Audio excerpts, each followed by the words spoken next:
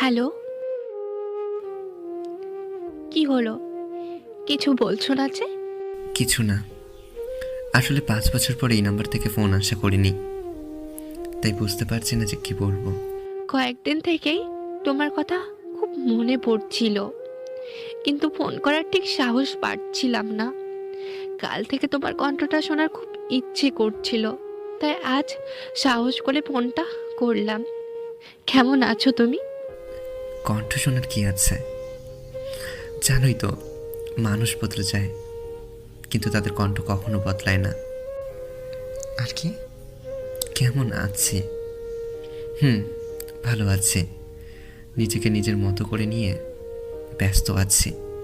জিজ্ঞেস করবে না আমি কেমন আছি? হুম, প্রয়োজন নেই। এই পৃথিবীতে এমন কিছু মানুষ আছে যারা সবসময় ভালো থাকে। তুমি হচ্ছ তাদের একজন। আমার কথা মনে পড়েনি তোমার?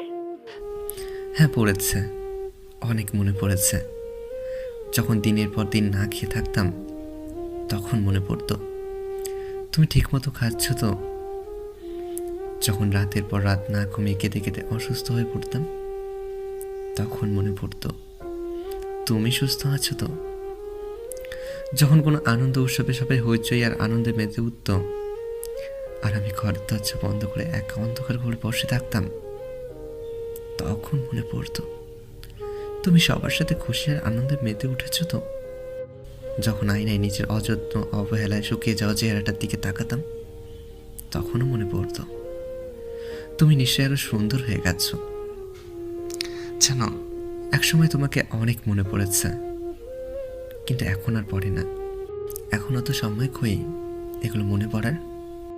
আমাকে কি ক্ষমা করা যায় না? ক্ষমা তো আমি তোমাকে 5 বছর আগেই করে দিয়েছিলাম।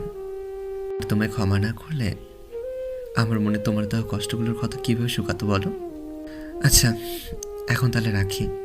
এখন আমার আকাশ দেখার সময়। প্রতিদিন রাতে এই সময় আমি আকাশ দেখি, আকাশের সাথেই কথা বলি। আকাশ কখনো আমার সাথে ছলনা করে না। প্রতি রাতে সে তারার ঝুলি নিয়ে আমার সামনে হাজির হয়। আমি কথা বলি আর সে চুপচাপ শোনে, একটু বিরক্ত হয় না। আজকে রাতে আকাশের সাথে কথা না বললে হয় না? আমাদের কথা থেকে আকাশের কথা খুব বেশি জরুরি। আপাতত তাই। আমার চরম অসহায়ত্ব আর একাকিত্বের সময়ে এই আকাশ আমায় সঙ্গ দিয়েছে। যে 5 বছর আমায় দূরে সরিয়ে রেখেছিল, তার জন্য আমি আমার 5 বছরের পাশে থাকা সঙ্গীকে দূরে সরিয়ে রাখতে পারবো না। আচ্ছা, আমি এখন যাব। রাতের আকাশ আমার জন্য অপেক্ষা করছে। আমি রাখছি। এই এই